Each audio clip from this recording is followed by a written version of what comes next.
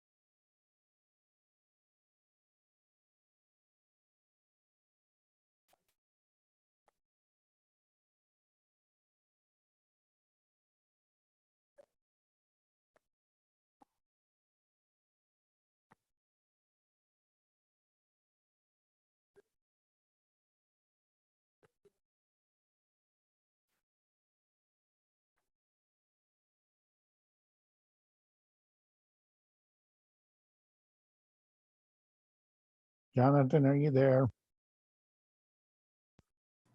Yes, I am. I just want to check, make sure I'm good. I changed computers. First time I'm using this one. Yeah, you sound really good. Okay, good. I have a question. Do you control muting or do I have to do it? I'm sitting as chairman this year, so I need to know how we're doing about that.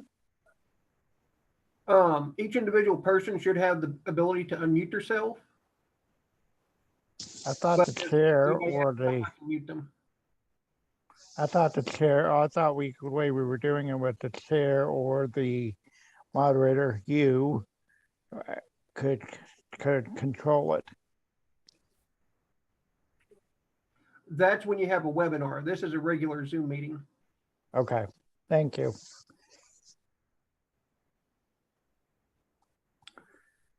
I don't have a problem with that. I just want to make sure I understood where we were going with it since we've had Yeah, I think we're eventually going to move to all webinars, but we haven't got around to it yet. what's the difference? The way they're set up, like Okay, instead of having participants, you have like people that are allowed to speak and people that are just like there to be there. And then it has different permissions and different settings, and it's just a very different setup. okay. I'm not I've too heard familiar of, with them yet because I've been doing all the regular meetings, okay, and then Michelle's been in charge of the webinars. okay. But That's eventually, the rest of us are going to get trained on webinars too, and then they'll all be webinar. okay. I mean, my background is in computers like you, but I am not familiar with this stuff. This stuff is still a little bit new to me. Yeah, for the people on the panel, I don't think it'll make too big a difference. But Shouldn't. for like the public that shows up, it'll like lock them down a lot more and give us more control over the meeting. Yeah, I know there's been a couple times where we've had some crossovers that I really wish we would have been able to do it the other way, but it happens.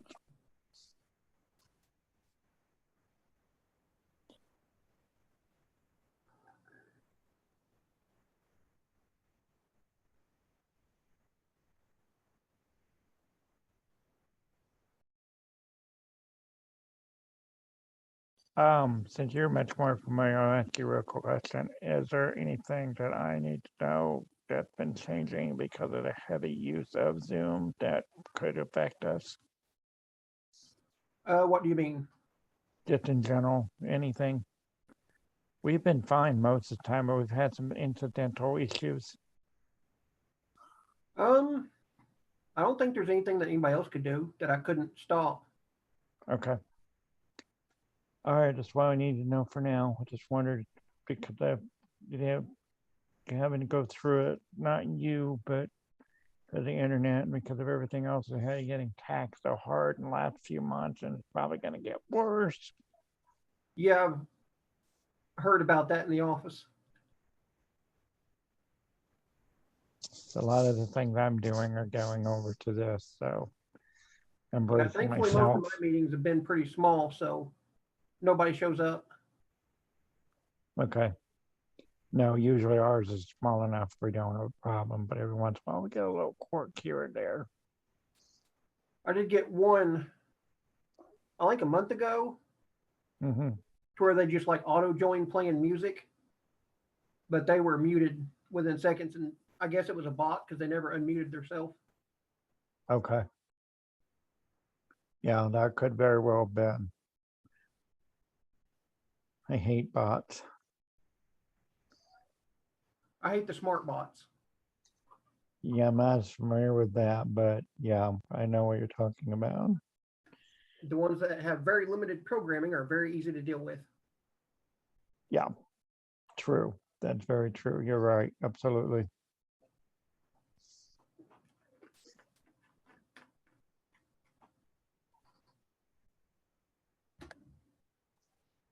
That's all I basically needed for right now, just to make sure I was good to go.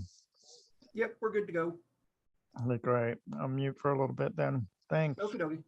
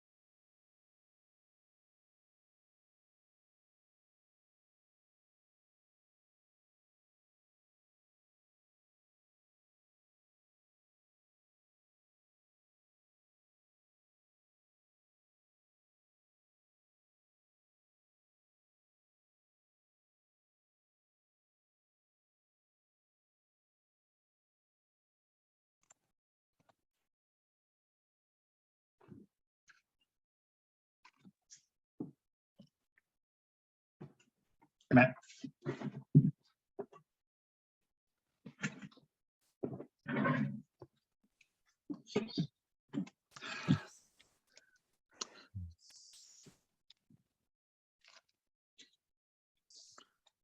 So I hope I'm the only one that this happened to, but the link that I had for this meeting on my calendar from last year was not the correct link.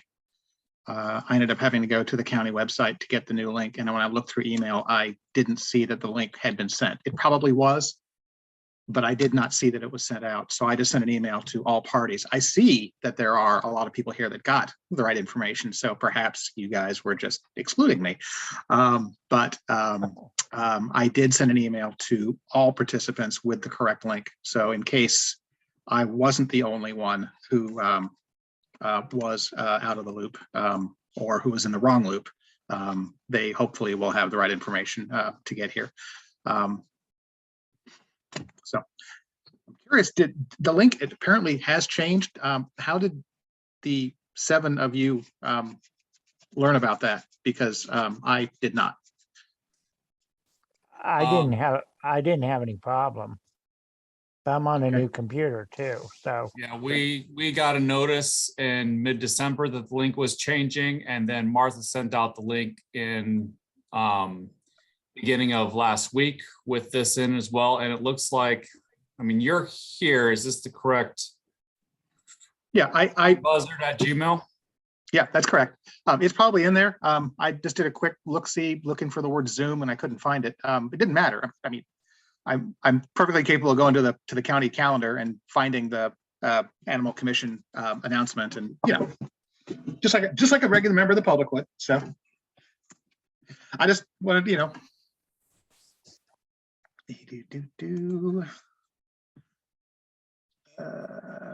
Martha sent it out on January 5th. There it is.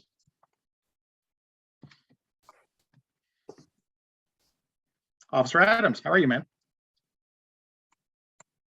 I can't get this to dead. There we go. Oh, good. How are you? I'm well. Oh. Hey, Dan, I got a question for you. It's not a county thing, it's a city thing, so it doesn't really apply here, but I had a citizen reach out to me. They have evidence that there might be an animal abuse thing happening in a home in the city, and recommended that they go through their school social counselor and have an official contact with the city folks. But I don't know any of the officers that work for the city, and don't know whether there's a specific one to recommend that they go to or stay away from regarding who best to talk to about this before doing anything formal. Do you have any recommendations? Virgil, I think, doesn't the city police department investigate any cruelty crimes? It depends on the situation, what's going on. The easiest way is just to contact us here and we'll direct it to where it needs to go. Okay, that's what I recommended. I gave him the number and figured just listen, find the mailbox, drop a message, ask him to give him a call back. But the person that contacted me is an aide that works at one of the elementary schools. And my recommendation was, unless they want to be personally involved, was to go through the social worker and have it be a school to in law enforcement issue as opposed to a citizen to law enforcement issue. So, but I wasn't certain if there was any recommendations as far as anyone in particular they might want to talk to. I know they're all capable. I just wasn't certain if there was one that was, more capable than others.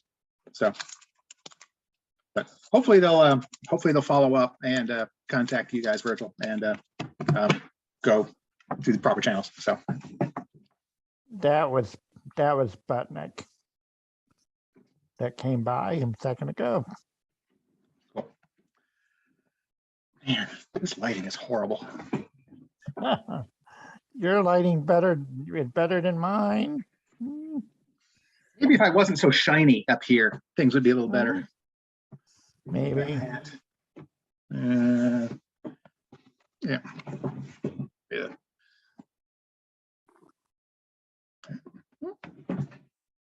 Yes, buddy, you can sit here.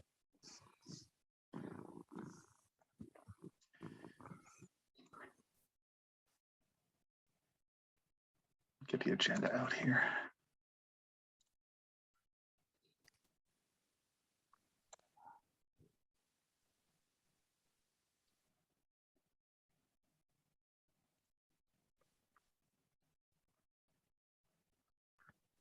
1, 2, 3. We need 2 more.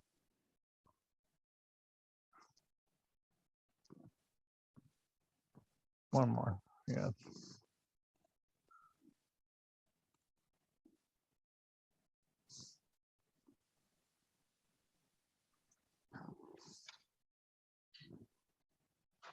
One, two, three, four, Go. 4. Yeah.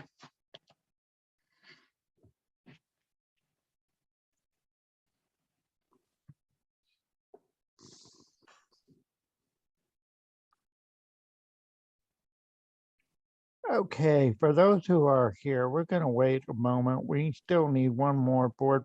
We need one more voting member to appear. So we'll just wait a couple more minutes. So I appreciate your patience. Thank you.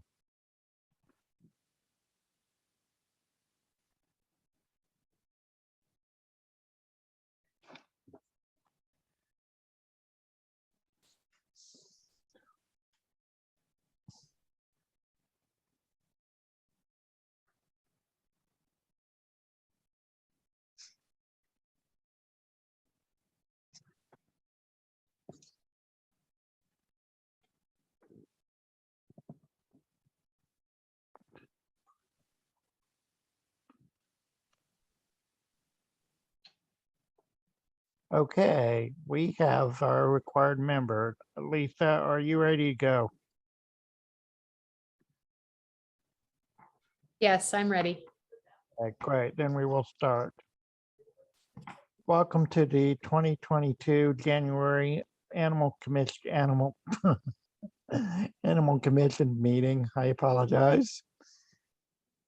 What we will do is go through our agenda. First agenda on the item is the approval of the December 6th meeting of 2021. Does anybody see anything that needed to be adjusted? Ken? You're muted. Oh, Ken, do you have something that needs to be changed? I was going to recommend, since we have visitors here, that the voting members of the commission be introduced before we start our meeting. I was gonna do that in the next step, but Very well. I can reverse it. Let's go around the corner. I am Matt Collar. I am the chairman of the board, president of the board, whatever, for this year. I'm just gonna go with my boxes. Ken? Hi, all. I'm Ken Buzzard. I'm a member of the commission. I'm a regular citizen, was appointed a few years ago by the county commissioners to this position. Catherine? Hi, I'm Catherine Watson. I'm a veterinarian appointed to the board by the commission. Valerie? My name is Valerie Pena. I'm a citizen appointed by the county commissioners. Virgil? I'm Virgil Souter. I hold my position due to my work as the Director of Animal Care and Control for the City of Bloomington. Officer Adams? Mike Adams, I'm with the Monroe County Sheriff's Office Animal Management Division. I'm one of the officers. Audrey Windsor, officer? I think I'm unmuted. Am I good? You're good. I'm Officer Windsor, Sheriff's Office, Animal Management. Lee Baker?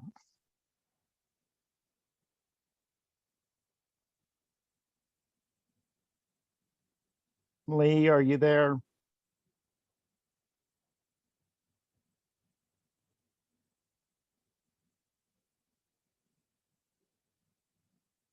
For the record, he's the county attorney that helps us with our board. We have Lisa Rachel, who's our secretary, and I see we have 2 visitors at this point. Brian Wymore, I apologize if I'm mispronouncing it. And Evan I apologize, I'm not sure how to say your name. It's Pollock, just like Jackson Pollock. Okay, thank you. Appreciate that for the record. Sure. Now, I believe I got everybody that we need. So we will go on to the meeting minutes for December of 2021. Anybody have any notations that need to be modified? Not, Valerie, did you? No. Your mic just picked up, that's why. Having not heard any, I entertain first motion. So I'll make moved. a motion. I'll second Okay. Valerie's motion. Okay, I have first and second. We will go by roll call again. Ken? Keeps He's saying- muting me. Aye. Thank you. Catherine, Aye. Valerie, Yes, Virgil, Yes. and myself, I. That carries unanimously, so we will move on then. We have one new business ticket appeal, that's Pollock. Who do we have here for Pollock? Just Evan? just myself and yeah, that's it. Just me. Okay, what we will do, just so I don't believe you've ever been here before. If you have, I apologize. I'm just repeating my process. What we'll do is we will have the officer present the matter to us. And then you'll have an opportunity and we will then have an opportunity to ask a question of the officer. And then you'll be able to speak on what you would like to tell us. Keep it as direct to the matter as possible, if you would, please, just because we're on Zoom. And we'll continue from there and we will ask you questions as needed or to the officers and so forth. And then at the end of that, the board members will have a discussion as to what we want to do and give you a decision tonight if at all, if we can. And then if you don't like that and you have objections, you can contact Lee Baker tomorrow or sometime later offline and discuss the matter with him as to what your next steps are and so forth. And we'll proceed that matter. Proceed with these steps and go from there. So forth. And you and Brian, anybody is welcome to stay as long as they like to the end of the meeting. You may jump off after you're completed if you would like. That's fine. You're more than welcome to stay. So with that said, unless I've missed something in the step, let's begin with a officer for ticket appeals for Pollock. Which one of you is it? It's me. So on August 26th of 21, I was contacted by Brian Wymore concerning a barking complaint with the neighbor's dog, which happens to be Mr. Pollock's dog. Made contact with Mr. Pollock, explained to him the county ordinances and, kind of educated him on what we do and how we try to alleviate the problem. Gave him some ideas and some advice on the barking issue. His dog is Cilantro and he is a loud barker, but he's, he's on property. He has an exit door that leads from the residence to the yard. He's got a collared yard where he can't leave the yard. He's on the electric collar fence. So he lets him out. We talked about bark collar and different situations. He asked me about who the complainant was. He'd like to talk to the neighbor and see if they could work something out, a schedule or whatever, because he works at home and so does Mr. Wymore. So with everybody working at home, we're getting more of these barking complaints because people are hearing it more now. So I asked Mr. Wymore, he wanted to remain anonymous. So I continued to work with Mr. Pollock, trying to get, something situated with it. Didn't get any call backs for a little while. Then I got a call back and I let him know that, hey, I got a complaint. So I obviously he had taken care of some of it. Then I got another call on November 3rd of 21. And that's when I find Mr. Pollock, because we'd went through the steps of, I verbally gave him a warning. I had stopped and given him a written warning. And then we just did this final for a citation. And we talked about it. I told him he had the right to either appeal it or pay the citation. He said he would like to appeal it.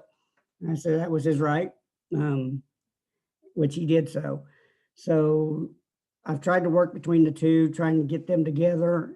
I don't know if one or the other party doesn't want to communicate with the other, but we're just not getting anywhere. So I told them just to appeal it. We'll bring it to the board and let the board look at the situation and see if there's any other alternatives to the solution of the barking.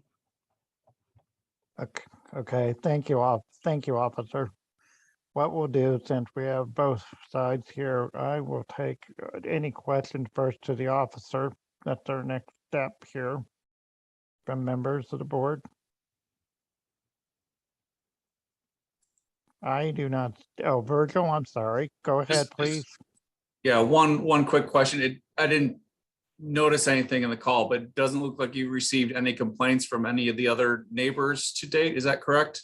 That is correct. They told me of a couple of neighbors. I never did get an address or could find the other neighbors. I did stop at a couple places and nobody seemed to, hear anything or know anything, which was close to the residence, but wasn't. It could have been one that Mr. Wymore told me that they have another neighbor who said that they have a problem with it. But like I said, I never did get any other complaints. Virgil, thank you. Anyone else, anybody have any other continued questions at this point for the officers? I don't see any. What we'll do is I'm going to go to Mr. Pollock first. Can you please tell us what you would like to say, and then we'll ask you your question. Then Mr.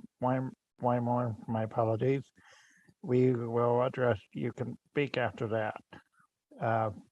So that we don't have cross talking. So keep it directly to us too, please. Both of you gentlemen, please. Go ahead, Mr. Pollock. Is this an opportunity for me to present my case, or is this an opportunity Yeah. for me to ask questions? I would present your case, and if you have questions within that, please do. Yeah, so I'm not here today to tell you that my dog doesn't bark. I do recall the officer coming to my house, and I think it was 2 visits, and I did want to work this out because I knew it was a neighbor, and I had a sense that it was obviously a neighbor that was close by, and I tried to to see if we could work a conversation out to see what was bothering the neighbor in this particular situation and see if we can get it resolved. So as best as I could do, given the situation, I kept the dog. I tried to keep the dog inside after dark. And I tried to make sure the dog was indoors overnight. I kept the doggy door down so the dog couldn't get outside after dark. Which again, so another one of my questions is, we're in a pandemic. In most situations, if we're not in a pandemic, more of us are working in an office and we're not working at home. So is there a certain guideline or rule book around when your dog is permitted to bark and when your dog is not permitted to bark? Because it's my understanding that the main issue was the dog is keeping people up at night, or the dog is barking at hours where people, feel like they're being disrupted during, whatever it is they're trying to accomplish during the daytime hours, I guess. I'm assuming that I'm not your first case, that this is probably an issue you're dealing with, across the community. The dog has, an invisible fence. He's not a threat. He doesn't go beyond the yard. In many cases, when he barks, it's because there's another dog walking on the sidewalk, or he hears another dog bark in the background and it triggers him to bark. It's a Weinerheimer. These dogs are very vocal. They bark a lot. but the dog by no means is not a threat. The dog is not aggressive. In some cases, I would argue that Brian, who's on the other side of this, putting out the complaint, I mean, this dog could arguably be protecting him against a potential burglar from breaking into his house. I argue that the dog keeps the neighborhood safe. I argue that the dog should be allowed to bark within reason. And I want to understand when the dog is allowed to bark, when the dog's not allowed to bark, and when I need to bring the dog inside. Because the dog can bark from anywhere. He can bark from inside the house. He can bark from outside the house. He can bark in the backyard. He can bark in the front yard. I specifically said, can we talk through this so I can understand what's reasonable to the neighbor? And the neighbor declined to have a conversation with me to talk about this, amongst each other so we can figure this out. But in my opinion, dogs bark. Dogs are triggered to bark based on other noises they hear, based on other dogs that bark. And I don't understand the rule book. There's no clear cut rule that says the dog can only bark during these hours or the dog has to be inside during these hours. If you look at our community, if you look at the neighborhood, I would say 80% of the houses on our block have pets. How are we 100% sure that it's not somebody else's dog barking that triggers my dog to bark when my dog's, obviously the victim in this case? So there's a number of things that I don't like here. And I was happy to talk to the neighbor to figure out how we could come to a solution so that we wouldn't have to come to this, but we're here now. I'm just saying, look, I don't feel like I have to pay I don't think I should have to pay $25 for a dog barking in a pandemic when, let's just face it, more people have dogs, more people are working from home. These are the circumstances. The person who's complaining here can easily pick up and go to a coffee shop if they're disrupted and they work from home. So that's my case. Okay, thank you, Mr. Pollock. Let's do questions.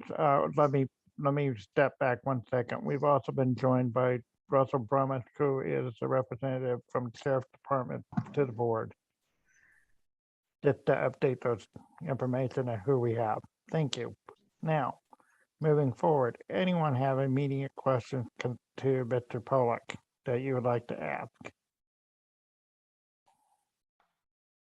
Just raise your hand. No questions? Go, Valerie. I apologize. Go ahead. Mr. Pollock, are you familiar at all, or has it been given to you, what is the Monroe County Animal Ordinance 440-7 on public nuisance? Or know anything in that area that might help explain? Please explain. So what that is, that we have ordinances within the county, as there are ordinances within the city, for animal management and those types of things. And there is a particular ordinance that addresses public nuisance, what it means. That was the ticket that you received, is on public nuisance. So actually, Ken is just saying right now that he has the ordinance available. So if you want to screen share it, that'd be fine.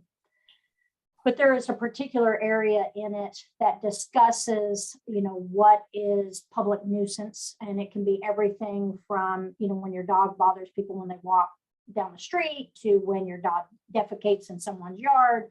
But one of the things in there is talking about barking and whining, howling, emitting types of noises that can be for a continuous amount of time. So what we have is, if this happens for a continuous period of time for 15 minutes or for an aggregate of 20 minutes in a 1 hour period on more than one occasion in the same 6-month period. So that is why the officer asked for a bark log to be put together so that we could identify whether it was a one time, once in a while that it was happening, if it was out and the dog was maybe barking for 5 minutes and then went inside, for what exactly, so we could get a better picture of where that is. And that bark log has indicated that there are multiple times that the dog is barking for an excess of both the 15 minutes or in the 20-minute, the aggregate 20-minute period, or that it happens quite often. So that is where the violation quote came from, is from that ordinance 440-7. So I didn't know if you hadn't received it, were aware of it, and understood kind of where this all comes from, just so you understand that the complainant does have some grounds. The complainant does have some, I'm sorry. That the complainant does, based on this ordinance, have some grounds. Okay, so let's talk about a solution here. What is the solution? You have a dog that barks. You have a dog that barks. You have an invisible fence with an acre property. And again, like the majority of the people in the neighborhood, the houses in the neighborhood have pets. Brian is one of maybe two that I know that doesn't have a dog. So the dogs in the neighborhood are triggering my dog to bark. So why am I being held accountable? Well, Mr. understand that the reason the ordinance has come is because, or the violation has come is because in this particular instance, your dog is being seen as being a public nuisance because it is violating those components. By one neighbor. By one neighbor. Apparently by one neighbor. You are correct, but understand we don't need an entire slew to get the information. And that's why, once again, the bark log was important, was to understand kind of what the scenario was on that. Yes, it is just one neighbor at this point in time that has come forward, and that will weigh into all the decisions that go forward. But my question back to you, and this is, I wanted to make sure, do you understand what 440-7 is and what the requirements that are within it? Yes, I understand. So I'm talking with my wife, and she's read over the ordinance and the rules around it. So, I mean, so we made an effort to keep him inside more, to keep him inside at night, to lock the dog door so he wouldn't be able to go outside. So tell me what a fair resolution to this situation is. Like how do we solve this problem? This isn't about me saving $25. I don't care about the $25. My issue here is I've got someone that lives 50 feet away from me, and I talked to the officer about having a conversation with my neighbor so we can figure this out. And it's come to this, and it's for me, it's ridiculous. It's petty. So what is the solution? How do we figure out how to move on so that Brian and his wife are comfortable with me living across the street from him with a dog that barks? What does he want in return? What does he think will get him comfortable so that we can both move on here? Okay, thank you, Mr. Pollock. I mean, do you have something else, or should we? Okay. If we don't have any other immediate questions, I'd like to hear Mr. Wymore's side and see if we can come up with something between the two gentlemen, what they've said, to help help you gentlemen handle the matter. Mr. Wymore, could you please? Thank you. Can everyone hear me? Yes. Great. Okay, I'll keep it short and sweet. I actually wrote a little something here to collect my thoughts. So I'll start by saying thank you for the opportunity to share my concerns. The volume of the barking inside my home with doors and windows closed reaches up to 68 decibels or more. For comparison, a vacuum cleaner is about 70 decibels, according to a resource I found on Purdue University. Clearly, this affects my ability to both conduct business and take meetings for my job. In one case, a client of mine stopped our meeting because the barking was loud and persistent. And in a separate work-related training, the trainer couldn't hear me speak and asked me if I could quiet my dog. Of course, I can't do that because it's not my dog.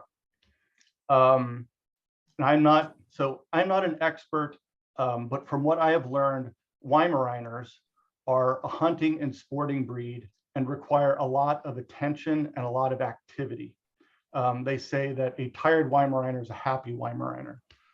So if we're looking for a solution here, perhaps the solution can be as simple as what some of our other neighbors do, which is not let the dog outside unless it's being walked. Are you kidding me with that? Can you keep the conversation directed at us and not to each other, just for I mean, conversation? that's a comment that somebody's gonna make that doesn't have a pet. Mr. Thank you for Pollack, the opportunity to address the committee. I'm going to Yeah, put Mr. myself Pollack, back on. I can't express to you, I know Matt has said this to you, but I really cannot express to you enough. One of the things that we are really strong on here in our committee is that you talk to us. You do not interrupt. You had a chance to talk, just as Mr. Weimar has a chance to talk. We will ask questions of both, but you are only doing yourself harm by jutting out and having some explosions on things like that. So let us ask some questions. You will have another chance again to speak, but we're pretty strict on that, just to let you know. Thank you, Valerie. Mr. Weimer, where you were cut off, did you have anything short that you would like to add? Yes, thank you. I did have just a couple of questions. I wanted to see if the bark log got mentioned. And it is correct that that is something that Deputy Adams requested of me and that I provided to him. I just want to make sure that everyone had an opportunity to review that and any associated documentation, and also the affidavit that was submitted, because that does address. And I know we're supposed to speak directly to the committee. So in that spirit, I'll just say, and some of the questions that were raised by Mr. Pollack, I think are addressed more completely in those documents. And if you want to ask me questions directly about that, feel free to do so. Thank you, Mr. Weimer. I apologize, I'm not quite saying your name right. Never seen it before. My apologies. No, you got it right. That's fine. Thank you. Thank you very much. I am going to now ask that any members of the board ask questions that they so wish, and ask who they would like to ask questions of. So I'll open it there. If I can make a statement, I just wanted to make the same clarification to Mr. Weimar that I did as to Mr. Pollack, of making sure you did cite, there was, I believe, some confusion where a city ordinance was cited as far as noise, and it has time frames in it particular. I just wanted to make sure that you realize that that is within the Bloomington city limits. And since this situation takes place outside of that in the county, we do not have that same type of ordinance within the county. So just wanted to make sure that you understood that even though that was brought up, it is not part of our consideration when we're looking at this whole thing. Okay, thank you for clarifying that. Thank you, Valerie. Is there any questions for either of the gentlemen at this time? No questions, sir. Mr. Weimer, I have a question. So you basically, your office is your house, is that correct? I work from a home office, yes. Okay. And you conduct that business between, is it a very specific, I work from here to here, or you pretty much kind of depends on what's going on? It depends on what's going on. You know, I have clients located in the US and abroad. So, and sometimes they'll call meetings at the last minute. So I need to be, ready to have conversations and take meetings at any time. Okay.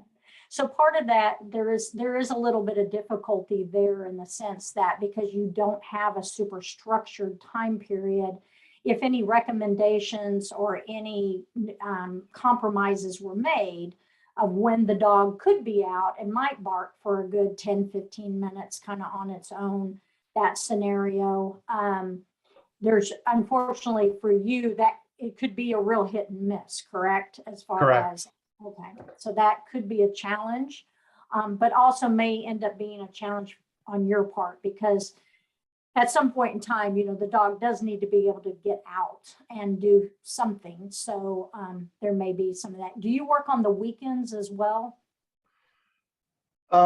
Yes, I mean, I work when I'm called to work. Okay. Okay, thank you, Valerie, and so forth. Any additional questions of either gentleman from the board? Not seeing anybody. I have one more. I'm sorry. Sure, go right ahead, Valerie. So Mr. Pollock, if I can ask you a similar question, you mentioned that you work from home as well. Was that correct? That's correct. And do you have a structured period of time that you also work, or are you kind of also just at demand? The general hours are usually between, 9 o'clock to roughly 5:36. Occasionally I'll work at the mill, which is the co-working space across from Upland Brewery. I don't really work weekends. A lot of my conversations are at my desk or sometimes on the phone. So, I mean, I may have a call or two in the weekend, but I typically don't work a structured schedule during the weekend. Okay. And has your work suffered any at all from the dog barking at any point in time that you've had to kind of be like, hey, let me go get my dog real quick and kind of quiet him down? I've never had a complaint with any of the clients that I'm working with. I recruit in the technology sector. I find people jobs for a living. So all my conversations during the day happen over Zoom or Google Meet or phone calls where I'm on speaker. I've never had a complaint. Now that's not to say that Brian's comments are completely out of line, that the dog hasn't barked to the point where it's been a distraction, but I haven't had anyone complain or say that they could hear the dog barking in the background. It's probably more of a distraction to people that don't have as much of a tolerance to pets. I mean, that's what I was trying to say earlier. Obviously, I got a little bit emotional explaining that, but that's kind of how I see it from my perspective. Well, and I appreciate you acknowledging that maybe you got emotional to it. I can completely understand. I don't have children. And I was in a meeting the other day and someone's child was crying and I made a comment of it and they responded, well, have you noticed when your dog barks? And so, yeah, I think we all have our tolerances that we can have of whatever we're accustomed to and probably what's a little closer to our hearts. But I wanted to understand your work schedule as well. Do you have an exercise or or kind of a walk schedule or anything, play schedule with the dog where it gets maybe a little more exercise or a little more out of the area attention than it might normally? Sure. I mean, what people don't see, what the neighbors don't see, is that obviously we have a fairly private section in our backyard, and I play fetch with cilantro there.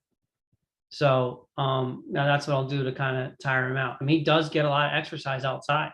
We have an acre property, and he can run the perimeter. Okay. And he's not going to bark unless he's triggered the bark. Okay, thank you. Ken, you have something? Yeah, first, I want to thank Val's been doing all the heavy lifting. I've been kind of holding back. So thank you, Val, for all that.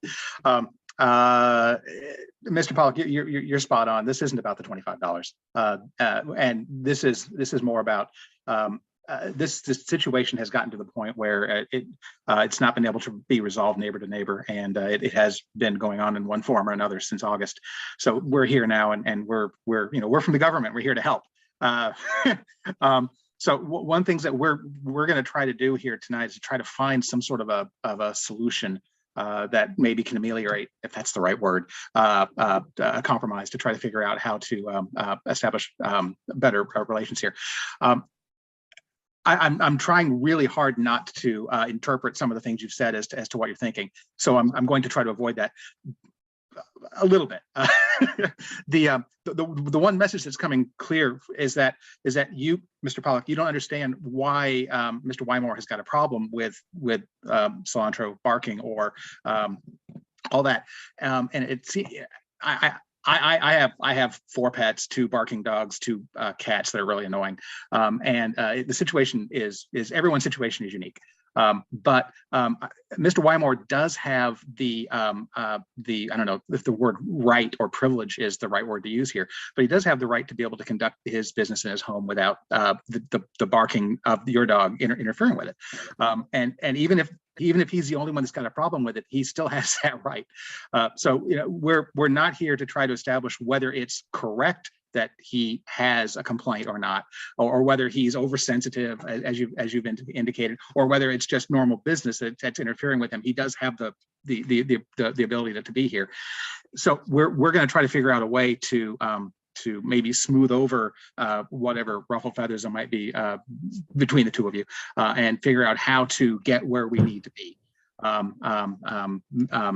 So I've actually got a couple of suggestions here, if the board wants to hear them at this point, or if we want to continue on with more, get more into the weeds of what everyone's thinking here. Ken, I would go ahead and suggest the two suggestions. And I do have a question, Mr. Wymore, but I want to hear what you're saying first. Well, so essentially, Mr. Wymore doesn't necessarily want to hear cilantro. That's essentially, but dogs bark, and sometimes dogs are triggered. Sometimes dogs just bark. They're probably, and we can't necessarily establish certain hours where the dog is going to know, oh, it's 9 to 5. I need to be quiet now. The dog's behavior is the responsibility of the owner. And so the owner's got to make certain that the dog doesn't do something that affects the neighbors within reason. We're not going to, I don't think we're going to require that cilantro never, ever, ever barks Monday through Friday, 8 to 5. That's unreasonable. But at the same time, if it's interfering with Mr. Wymore's ability to do business, there needs to be some sort of a feedback mechanism where he can reach out and say, hey, would this be an okay time? Maybe someone could go take a look at cilantro and maybe bring him in or throw him something, or give him a bowl of food so his mouth is occupied doing something else.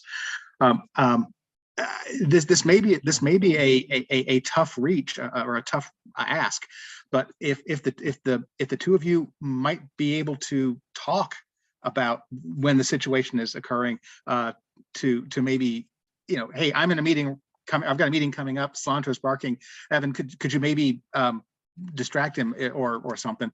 Or if that's possible. I mean, we can sit here and we can have an AMO come out and issue citations, $25 citations till the cows come home. But that's not the point here. The point is to try to figure out how to keep cilantro being cilantro, but at the same time having him not interfere with Mr. Wymore's ability to work from home. So it's less about us, and it's more about the two of you possibly figuring out a solution between you. Okay, thank you, Ken. Have more? Are you good? Good. Okay. Mr. Wymore, quick question for you. You said that because of the nature of your work, you don't have stat hours and so forth. Are there more common hours than other hours, that kind of thing? Or is it just really, it's all over the place because of the way your work works? Yeah, and it's just really all over the place. Okay. Yeah. I was going to suggest if you have some common hours and try to see if there's some way to work with that, but that appeared to not be a possibility. How close are you to spaces where where the dog would be barking and where you are, to where you're working, Mr. Wymore? on your Yeah, so system? my home office is on the second floor, right over my garage. So it's really, the lot across the street goes up a hill. So the front yard where the dog has access, and my understanding is there's an electric fence, and then there's a doggy door where there's some kind of just free roaming access. Now I'm sure it can be locked like in the morning and at night or something like that. But for the most part, there's just sort of free access to the front yard. So that the angle of the lot puts his location pretty much at level with my second floor. And that's Okay. right where my office is, and right where, my window basically points out at their front yard. Okay, that answered my question and it helped me to better understand how you're getting the noise. I appreciate that. Yeah. Um, Having Mr. said Polar, that too, though, I apologize to cut you off, but having said that, and I included this in my message to Chris Knoll, I'll be happy to share that with any of you in case you didn't get a copy of it. But unfortunately, the barking is loud enough that we can hear it in virtually every room on our first and second floor. So that's our bedroom, that's our kitchen, that's guest. It's both floors of the house. So okay, thank you, Mr. Wymore. Mm. Mr. Pollock, Yes. is the only place to have the dog out towards the front? Is there any way they could move the bug to more to the back side to at least it would lessen it a little bit? I think it would require some restructuring on the invisible fence, because the way it's set up around the front and the sides of the house and the back as well. So we would have to, spend money and it would cost us money to rewire how the invisible fence is set up. And I'm not a noise expert, so I don't know how much of a difference that makes. Does it decrease the amount of noise by half if the dog's in the backyard? Does it make that much of a difference? I don't know. I'm not an expert there.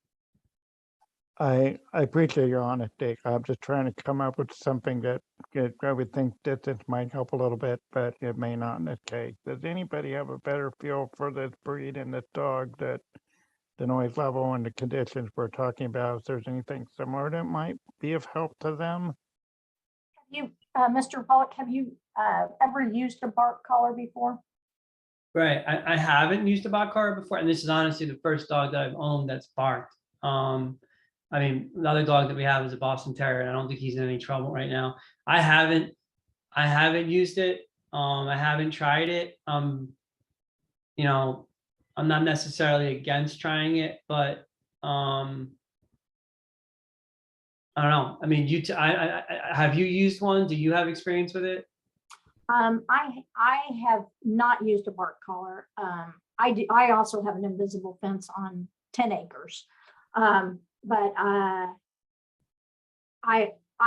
my dog, I have Velcro dogs, so they have a tendency to want to be with me rather than be out. So while they do bark, at times, definitely, I'm usually pretty quick on it, or they just don't go out. But I was going to ask Virgil, we used to loan bark collars out from the shelter. Do we still do that, or am I thinking of something different? We might have a few available. We do have them here that we use for our city cases. We might have a few available as well. Now, and this is gonna sound a little, I don't know how this is gonna come off, but like part of me, and this is me just being kind of speaking openly here, part of me doesn't like want to take the natural habitat away from the dog. The dog wants to bark, the dog should bark, and we're suggesting that I control the dog's barking with a device. So I don't love it. I mean, I also at the same time, do want to figure out how to meet in the middle here. I just don't necessarily feel like we've got an easy solution that is really cost effective. I don't know. No, and I think I think many of us on this committee would understand. And honestly, bark collars can be very successful or not. A lot of times dogs are smart enough to figure them out, to bark a couple times and keep from getting shocked and then wait and bark a couple more times. But I think we're at a situation where it's kind of like, we may just need to throw out a whole lot of easy options first to see if could it help. Could it be that maybe if you do hear the dog barking, that you make an effort to say, hey, I'm going to grab my dog and bring him in because he's been outside barking for about 10 minutes, something along that line. I mean, can we find some steps that start out before it starts costing money, where it's like, okay, now you do need to, another option is look at redoing your configuration on your fence or any of those types of things. I think we're just trying to find out, this may take more than 1 or 2 times to get this. And I'm trying to make a conscious effort on my end, where if I hear the dog bark, I don't notice it like Brian does, because it's more disturbing to Brian and it's not as disturbing to me. But if I hear the dog bark repetitively, I go outside, I call him, I try and bring him inside, or at least try and calm him down. I've made steps on my end to try to mitigate the dog's barking. Now, again, it's not perfect. I've got 2 kids. My wife's a physician. She's in the hospital. She's, my kids are quarantined at times. So I'm watching kids. I've got, the dog that I'm trying to troubleshoot as well. And what makes it even a little bit more complicated is I've got an older dog, a Boston Terrier, who I just, who's got, let's just say he's got tummy problems, and I can't always have him in the house because the dog's in a diaper. And to be honest with you, it affects, Cilantro's, behavior. He wants to be around the other dog. And that's part of the reason why I wanted, Cilantro to be outside more, is because I can't bring in Archie as much because the dog's in a diaper. He's too old. So you couple that with the fact that I've got 2 kids to watch over, and they haven't been in school as much because of the pandemic. It's just, these are just the circumstances that we're in. They're not, sometimes I lose track, and sometimes he's probably right. Sometimes the dog probably does bark too much. I just don't know. I don't know if there's a perfect solution, and I've made an effort on my end to shut that doggy door at night, to go outside if I hear the dog barking obsessively. So I'm wondering, from my perspective, has it gotten better, or does it feel like it's still, as bad as it was during the first complaint in August? Okay, thank you both. I had 2 people, if you quickly could go through. I think Audrey was first, and then Catherine. If I'm wrong, I apologize. I was just gonna say, I have, excuse me, 2 shepherds, and they have 2 acres fenced in, and they bark a lot. It is annoying to me just because I hear my dogs barking and I don't like listening to dogs bark. Depending on how sensitive the dog is, I have one that's more sensitive to the other. I bought a I think it was like $15 or $20 bark collar on Amazon, and all it does is vibrate. And though I only have to put it on one dog when it's needed. So depending on how, I don't want to say sensitive, but sensitive your dog is, Cilantro, you may try just getting the one that vibrates and just putting it on him. I don't know how much it'll change, but if you guys have some type of, I don't want to say schedule, but an understanding that, hey, the dog's going to be outside from this time, and putting the bark collar on him. It's not one that shocks, because my sensitive dog is very sensitive. So I put the vibrating one on him, but just a suggestion to start off with a cheap one just to see if he'll even respond to it. Because I know, like I said, my 4-year-old shepherd will bark at a bird in the air, but just putting the collar on him whenever I thought it was annoying, he knew once the collar was on, and he knew it was different from his like actual collar that we used to walk him. It completely changed the dog while he was outside. He was running around happy, he's still playing, but once that vibrate went off, whenever he would bark, he knew it was time to settle down. So just a suggestion. No, it's a good one. Thank you, Audrey. Catherine? Yes, I was going to say a couple of things. One is similar to what Audrey said, and that is the vibrate bark collars may be more effective for this dog if you are to try a bark collar. The shock collars and the citronella collars have been shown to promote the same stress response in dogs as each other. So both the cortisol or the cortisol or stress response to both the citronella and a shock collar is pretty severe. And those collars can be really helpful, but may not be the best thing for this dog. I listened to those videos, and I can't give medical advice, but I felt like Cilantro did sound a little bit stressed. So I'm not sure that a shock collar or a citronella collar would be the best, but a vibrating collar may be helpful. The other thing is that if Mr. Pollock has not already spoken with his vet about this, it might be worth talking to the vet about something maybe to help if Cilantro is a little bit stressed. The vet may be able to help with that, and possibly a good behaviorist may also be helpful. Not all behaviorists are sort of on equal footing, but a good one may be able to help in this situation. And I appreciate that this is a really hard problem. I've dealt with my own barking dogs too. So Yeah, I mean, look, I appreciate the input, Catherine, and I'm certainly not going to defend that my dog doesn't bark. I definitely at times can get annoyed myself, like you said. Just wish there was an easier solution. Okay, thank you both all. At this point, I think we've had a pretty good discussion, unless there's other direct questions of that nature. And both gentlemen seem to have aired what they feel and what they think is possibilities. Unless there is other question, I'd like to see whether you want to entertain a motion or if there's like a small suggestion. Hey, Matt, Yeah, I do think that Mr. Pollock asked a question that I Oh. would like to see if Mr. Wymore could respond to, which is, Sure. has he noticed any difference since he's been making an attempt to bring the dog in more or pay attention more to it or anything along the line? Has there been any improvement at all? I wish I could say yes, but there hasn't been now. Okay.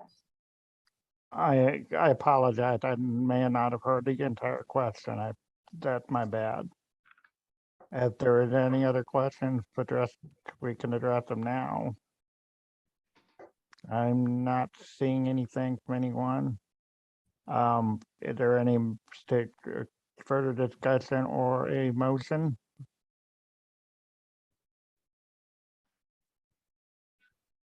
Do we want to have a motion right now, or do we have more?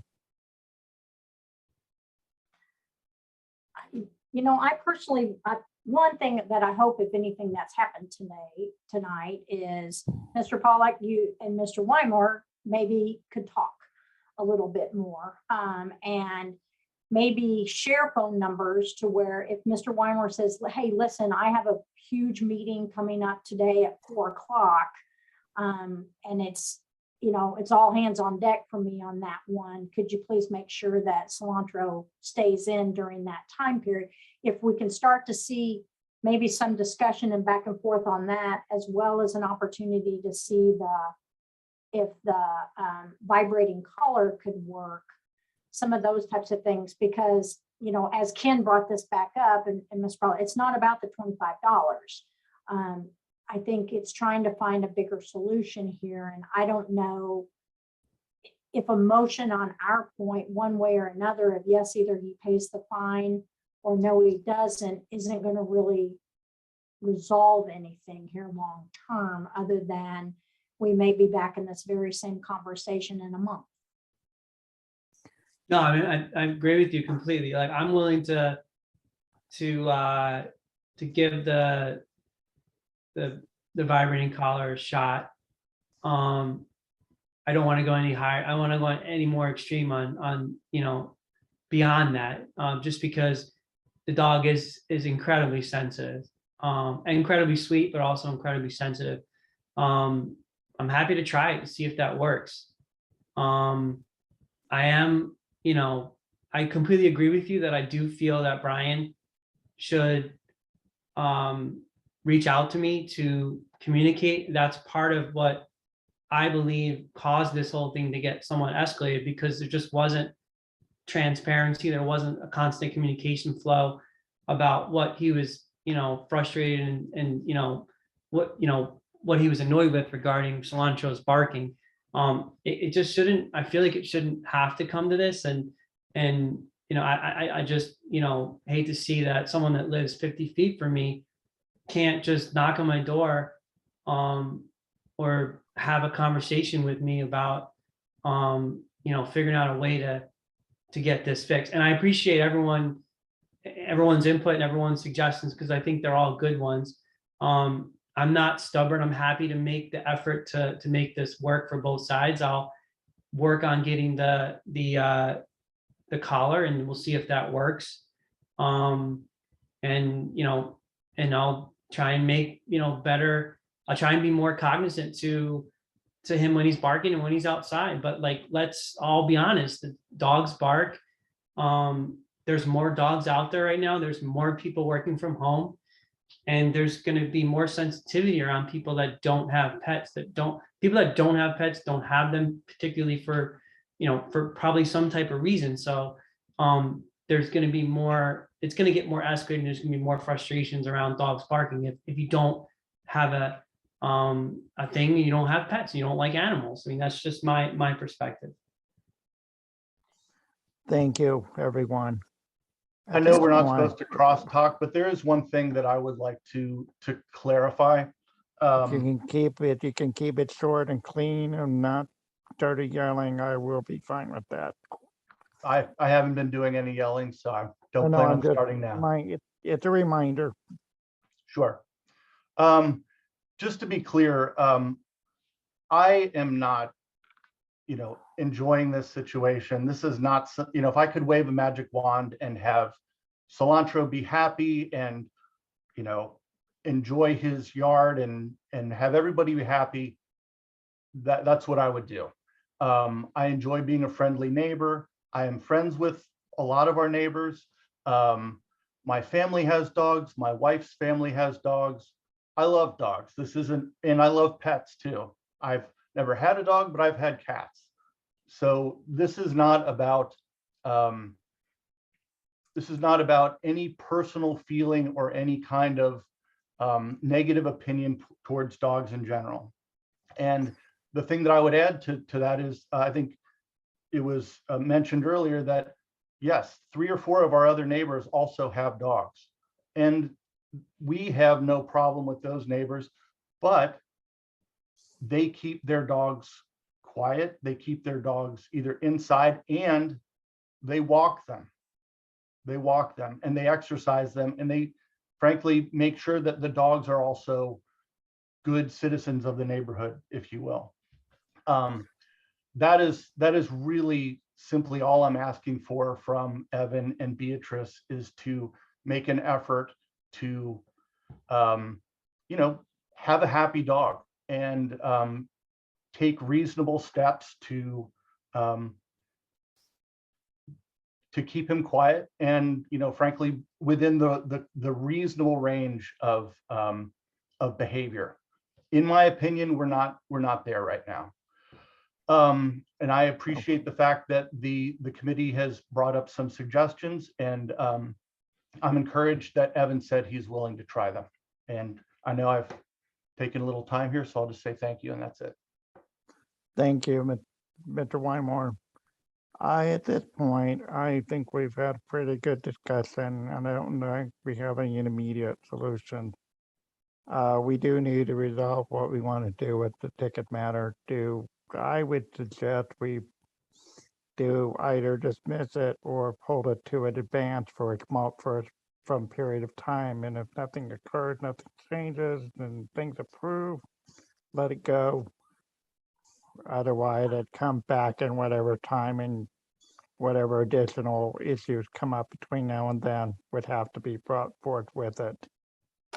I would make a motion that we hold the ticket in abeyance. I'm gonna say for 30 days, but I'd be willing if another commission member thinks it should be longer. For 30 days so that Mr. Pollock can explore the vibrating collar, possibly doggy daycare a couple days a week, something along that line, and just being more cognizant. And then we can come back and see if there is any improvement in that period of time.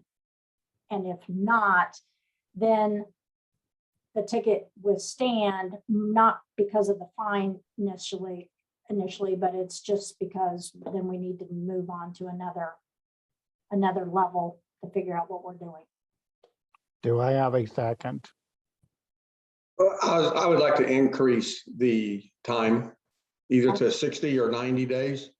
Okay, Yeah, I agree with Russell. Given that we're in winter and this has been going on for so long, we should definitely hit more spring weather before we let it go away.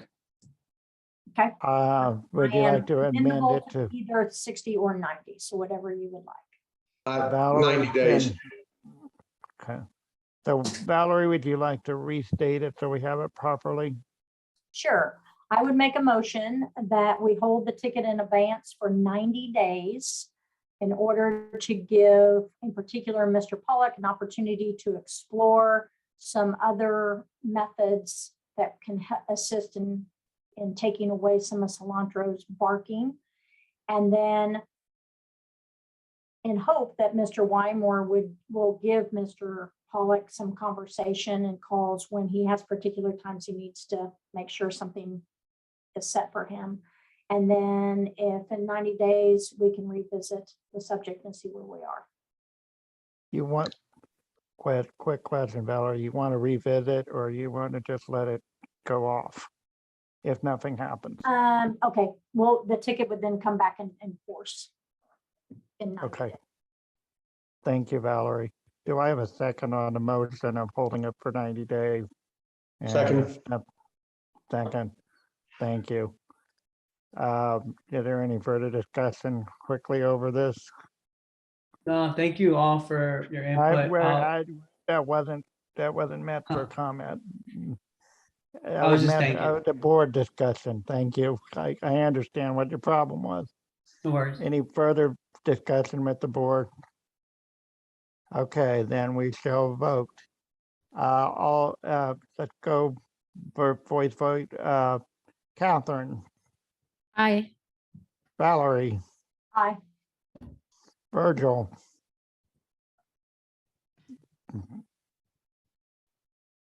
Aye. Virgil, thank you. Russell, Aye. aye.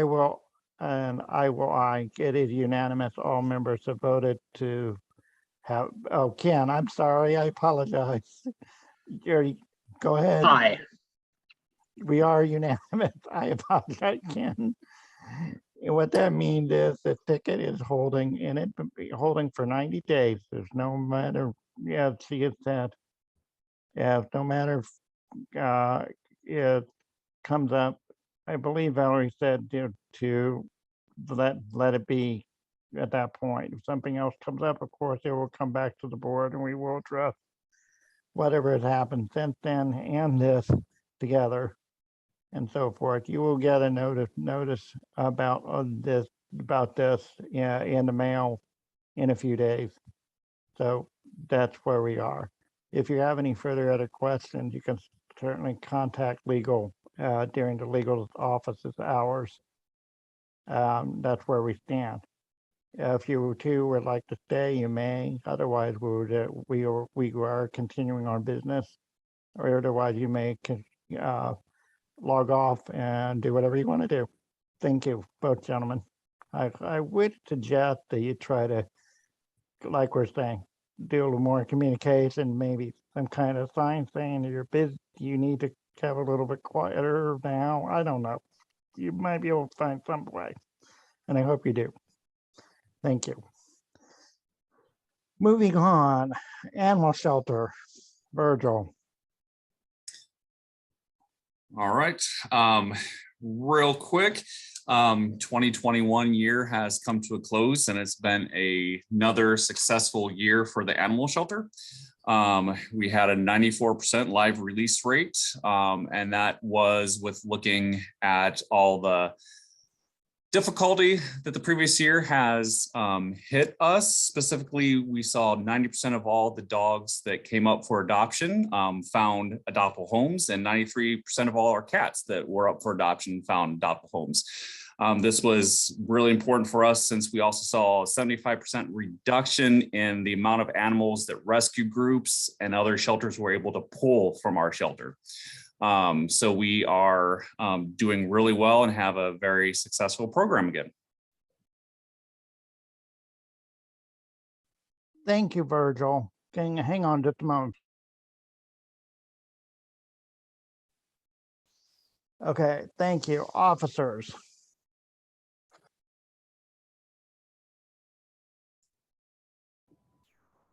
I don't think I have anything. I know that we're working on scheduling a training for later this year, but other than that, that's about it. And I have nothing either. Okay, thank you both. Hang on a moment, please. Oh, fuck. My apologies, my screen went off on me. I don't believe Lee is still here. I do think we need to point out for both Mr. Pollock and Mr. Weimer, you do not need to stay for the remainder. All of right, the yeah, I meeting. wasn't sure. I didn't want to I drop did. off. Yeah, I'm Thank you. sorry. You Have a do good not night. need to Thank stay you. for the remainder of the meeting, so. Take care. Thank you so much. I Bye-bye. did say that, but not clearly. Thank you, Valerie. Lee is not here, so that leaves us with the Animal Management Commission discussion. Do we have anything that you need to bring up right now? Go ahead, Virgil. I would like to bring up, I guess I was going to bring this up for Lee as well, but since he's not here, maybe you could take a lead on this. We have 2 vacant spots on the commission currently that are unposted, and with Zach not being with us for the last year, that actually leaves us with 3 empty spots on our commission that we need to be filled. Let me get with you, Virgil and Lee, in the next couple of days and tell me who I need to talk to, and I will start addressing that. That's something I was trying to do last week, but things got hectic. So I appreciate that. Is there any other matters, discussion within the board members that we need to do? Okay, not having said that, the last bit of business is public comment. Do you, Mr. Weimer, have anything you would like to just quickly say to us, or are you good?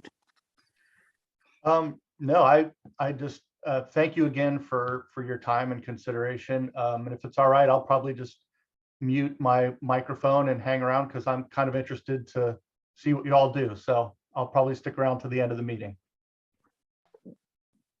Well, actually, you have. Oh, well, there you go. The only last business is unless there is some other business that the board has, I would move to adjourn. Do I have a second? I'll second. Russell, Valerie, you're both seconding.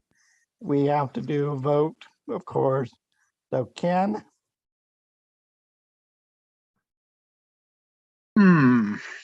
Yeah.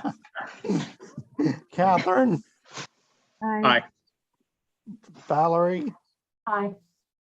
Virgil, Aye. Russell. Aye. I have the aye, and that's unanimous. Lisa, we are completed for tonight. Thank you, Mr. Weimer, for visiting. And Mr. Weimer, I was going to say, we do meet the first Monday of every month, normally by Zoom, but if you do have any interest in just kind of listening, we always welcome the public. And it is often nice to have other community members who just take an interest in what we do. So always feel welcome. Terrific. I appreciate the invite. I'll take you up on that. Great. You are more than welcome, as anyone is. With that said, and everybody unanimous, we will see you in February. Thank you all. Have a good night. Thanks.